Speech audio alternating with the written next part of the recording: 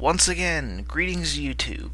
Now, for this video, I wanted to try something a little different. We always talk about films that we want to see in theaters, and of course, when we see them, a bunch of people run to YouTube and write why they liked a movie or why they didn't like a movie. But what we don't talk about, and what you really don't ever see explained, is movies that you see advertised and you're just like, I am not going to see that movie. Not worth my time based on the advertisements or the trailers and whatnot.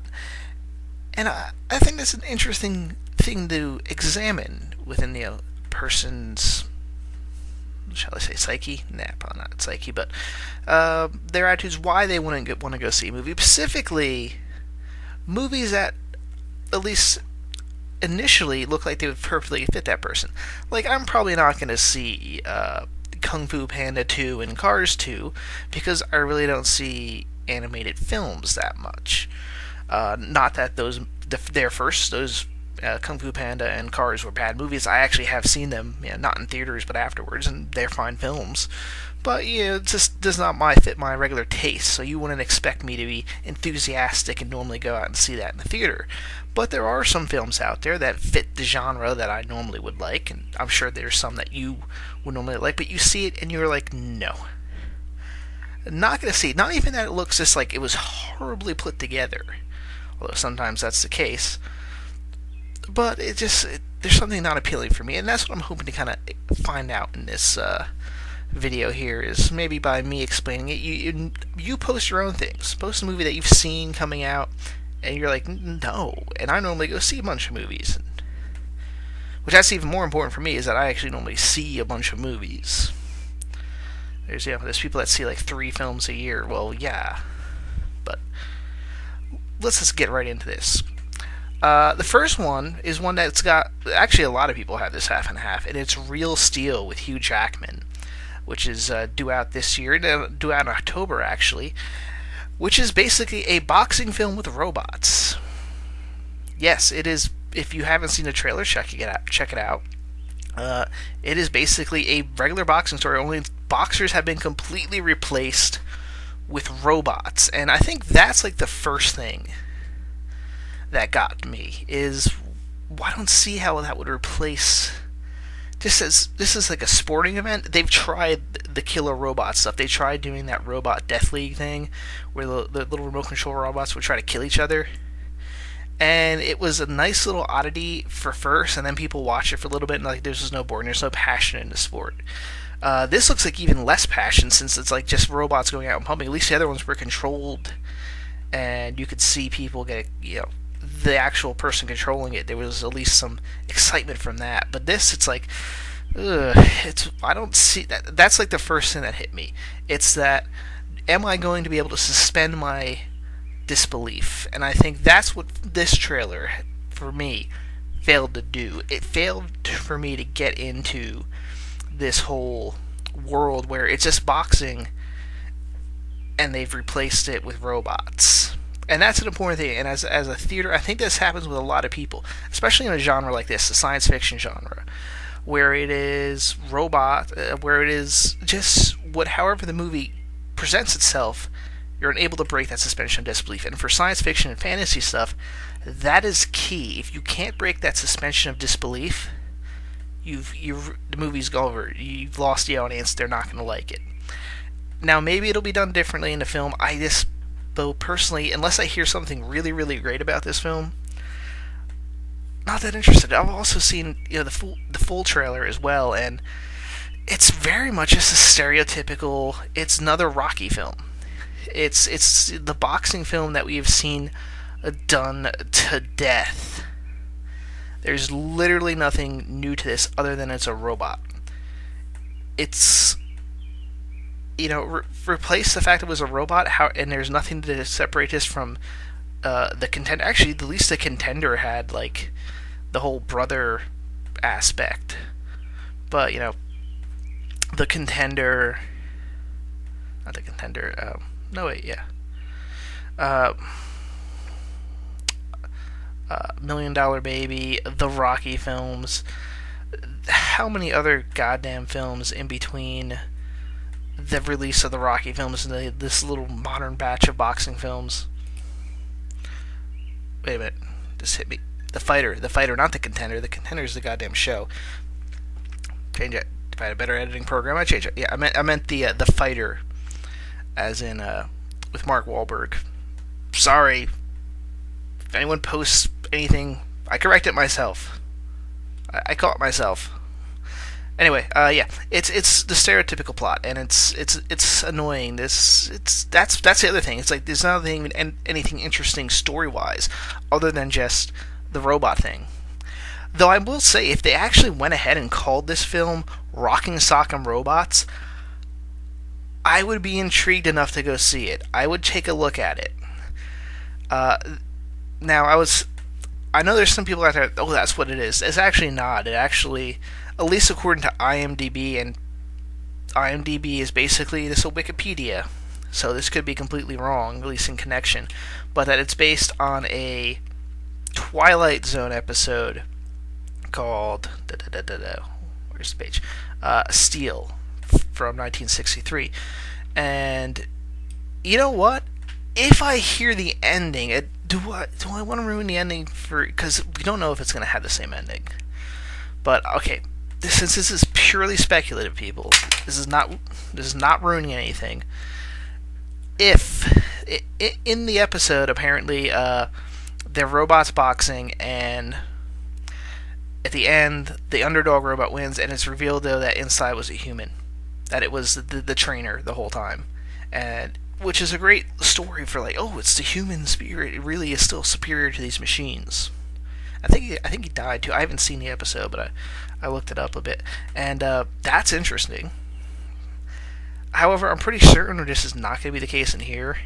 And what's even weirder, I think even with the plot, is like it's a trading robot that what they find, at least according to the trailers, a trading robot that they then take, basically a program, and send it into a fight. A robot that is designed not to win fights. Yeah, it's great for the symbolic value, but my God, it's another one of those suspension of disbelief. Here's a robot that's designed to get its ass kicked, basically. Just get punched all the time and not be able to actually inflict damage. Goes and fights. It's a robot. It's not a human being you can train up. I'm sure they modify it and stuff, but still, you're kind of just shaking your head. Although, I will say one thing that might be an interesting undertone with the idea of the boxer kind of finding he's been replaced in sports. It might be a good acronym for what's happening to boxing now, where it's being replaced by MMA. I mean, really, that's the case. Nobody cares about boxing.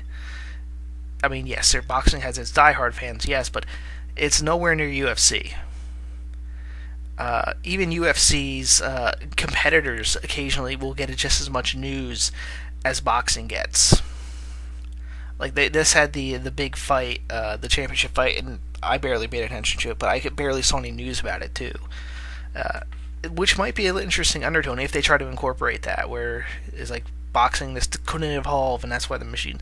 It might be interesting, but again, there's just too many things with the suspension of disbelief. And I'm going too on about this film, and I still have two others to get to. Especially because the next film, I need some time because I'm going to rant down the hell out of it, and that is Colombiana, which is due out this September, really just after the movie season, which should tell you something right there, that they weren't even confident enough to put this thing in August. They had to put this thing in early December, hoping that as college kids goes off, because one of the first things you do when you go to college is nobody knows what to kind of do with each other, so one of the safe things is to go to movies. There's always a nice little bump, and that can really help a movie. But my God, here's a movie I don't want to see because it is so mind-bogglingly bland. Just nothing original. A concept that people keep on throwing out at people, that, oh my God, it's a Stone Cold assassin, but she's a woman. We've seen it a lot. We've seen movies where we have actually had legitimate females that I can believe could kill a ton of people. And unfortunately, when it comes to actresses, Zoe Salana, Sala, Zoe Salana, Salad. I can't get the end part, the D part, whatever. She does not have the Stone Cold super assassin thing.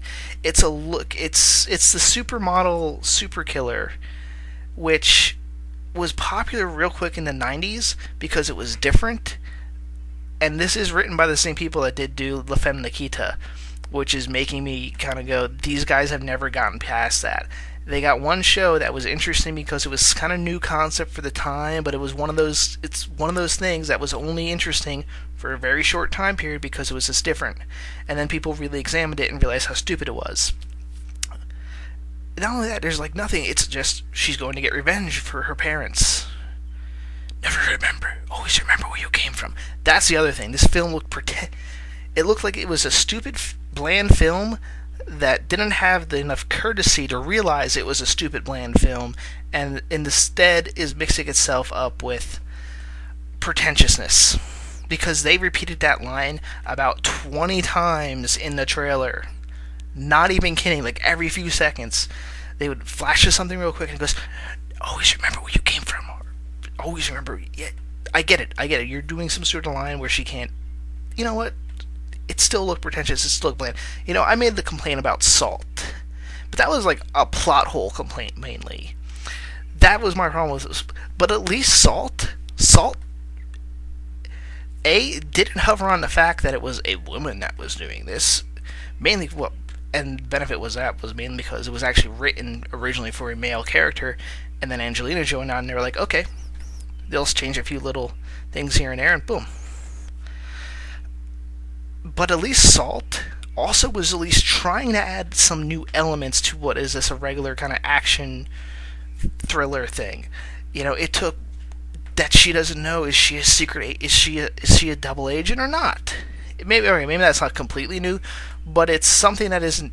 It's something added into the flavor. It's like if you're making up some bread and you add at least a few spices or cake or whatever you're making, you add something for the flavoring.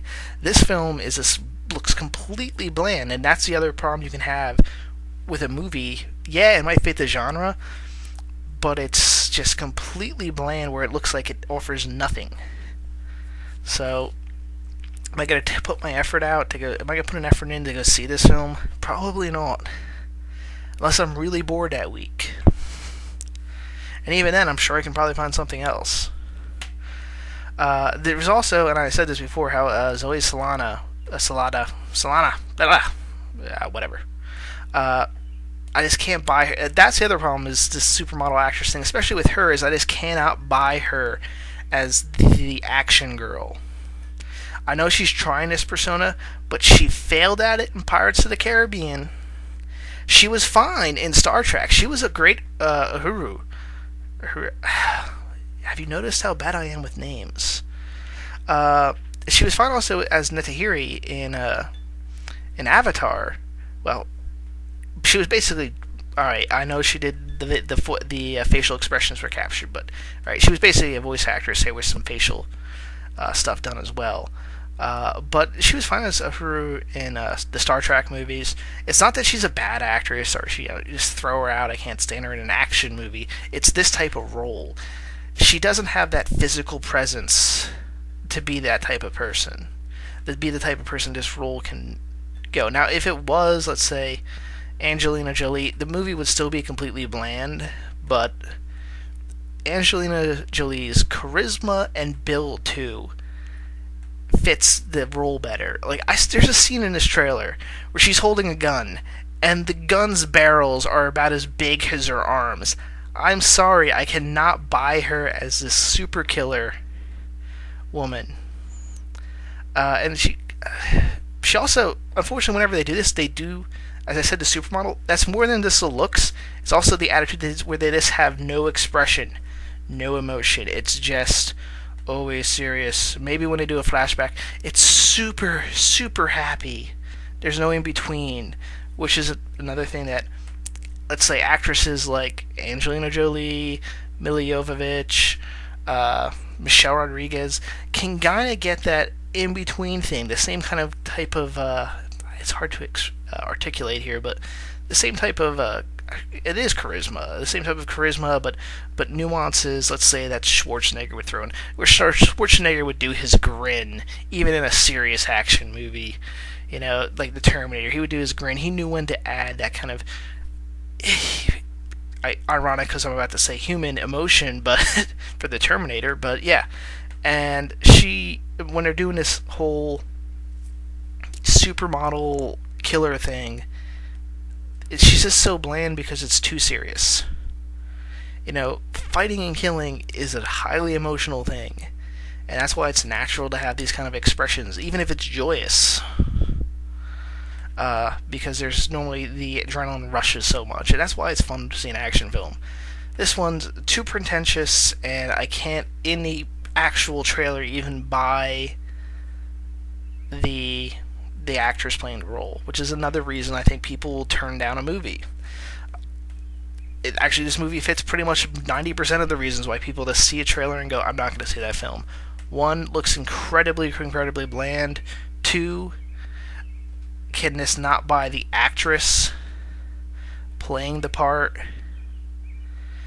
And three is this, lack of, probably mixed in with the other two, but it's kind of that lack of charisma, the lack of seeing anything new. Not only, the actor, not only she doesn't look the part, even for, not saying a female can't play this type of role. I just gave a few examples of the several actresses that can, but that she doesn't seem to have much charisma in the role itself. So it's like, it's going to be bad, and it's not even going to be so bad it's good. That's why sometimes it's better in these type of films to stay away from a serious thing, because at least you can then go into, we know it's bad, come and just have some fun with us. Now, the third film is just one of those where it's like, why are we making this type of movie? Why aren't we? It's another one of those, aren't we done with this type of thing? And that's Straw Dogs, which is also coming out in September. I'm picking up a theme here. Well, basically September's the furthest out you can get for trailers, but at least at this point. Straw Dogs is actually, for those of you that don't know, it's a remake of a 1971, I think. I have IMDb here. 1971 film with Dustin Hoffman in it, which is basically the same thing. And you know what? This film, if I was a Southerner or even living in the Midwest, I would be deeply offended by this. This film, it basically goes out and all people that aren't from one of the coasts will kill you. They're just waiting there to go crazy drunk with their friends and go stabby stab. It's basically what this movie is. Now, in 1971, with the original, that made sense. There was great tension in America. But more important, well, actually, screw that. The actual original movie was not even in America. It was in England, and I can't even speak to that. It's been a while. That's why I thought Royal South. But, yeah. So I can't even speak to, maybe that's how Englanders saw it. But let's take it what this film kind of wants to be, which is kind of, it takes the 1960s and 70s stereotypes of this tension between the rural Southerners and the Hollywood liberals. And back in the late, especially the early 70s, really this is just, it's still during civil rights. I would say 71. It's at the tail end of the civil rights era, and maybe right before the beginning of the post-civil rights. If you want to get technical, there's so many different dates for what the civil rights era is. But in my definition, I go 73, 74 when things actually start really calming down. But there was at least great tension between, legitimate political tension, where the people in the South really did feel like the Northerners were, not even Northerners anymore, but Northerners and the West Coasters and basically everyone other than the South were imposing these standards through racial interference in the South, and there was some sort of, tension. But now, no. I've had relatives that moved in the South, and their neighbors do not want to go and kill them. They actually fit in quite well. It's just insulting, and I think Hollywood has this problem. It talks about, really when you look at Hollywood, their actual number of people seeing the movies incredibly shrink, and that's because I think they incredibly alienate a lot of different people. White Southerners. If you want to talk about bad portrayals in films, yes, maybe sometimes they deserve it, especially if it's a period piece. Okay, but yeah, this one is basically, for those of you that don't know the plot, it's a Hollywood writer moves out to rural Alabama where his wife was originally from, and basically one of the wife's old flame, I'm not even sure if it was a flame or just a guy had a crush on her, starts stalking her, and then they also wind up working on the house to try to fix it, and eventually they get drunk and decide to kill him and rape her. Kill him, rape her. That's why I said it's almost insulting, because it's Deliverance taken to the extreme. At least Deliverance was kind of fun and new back in the day, but now it's... And that's another way you can just make your film destroyed. I think Hollywood does this with a lot of films. It's just, really, that stereotype, that's just almost insulting for them to do that with people nowadays. Again, if it was a period piece, okay, that'd be kind of interesting, because you're talking about the time period and such. Nowadays, Hollywood just being an asshole to Southerners. I'm from Jersey. We have our own stereotypes. You all know that, but this one, it's just a little ridiculous. And it's another way for making you go, no. No. Now, I said these are films I don't want to see. And I say now I'm not going to see, but who knows? I could have a friend who's going to go to the theaters and they wind up picking that. I might be incredibly bored. It might be like a really rainy week. I've got nothing to do. So I might go to the theater and see these, but that's the only way I'm going to see these films. Unless I really hear something else. Like I said, with Real Steel, if I hear they do the Twilight Zone ending where the guy was in the robot the whole time, I might be interested in it then, because then it's got a real solid story. I don't want to say that, but not story, but at least it's got an interesting twist. There's something to it. Maybe this film is worth seeing now. And same thing with all the others. If I hear quite differently that these films are way different to my expectations, maybe then I'll go see it, which is when it's good to have YouTube reviews and other things. Am I justifying myself there? I think I am. Then I might consider seeing them. But other than that, I have no intention. Now, you guys, I want to hear from people here on YouTube. Does this say movies, not only that why you don't want to see a movie, or well, actually that is, I want to know why, when you see a trailer in a genre that you would normally go and see. I like horror films, I like science fiction, I like action films. I really like those three. I've got one from each here that I just don't want to see, even though it kind of fits my stereotype. I want to know from you guys, what are movies, a movie that is coming out, or maybe has recently come out, and you saw the trailer and were just like, no, but normally you would kind of be into that type of movie. Explain to me. I'm kind of interested in what are the reasons. Before my time runs out, signing off for now.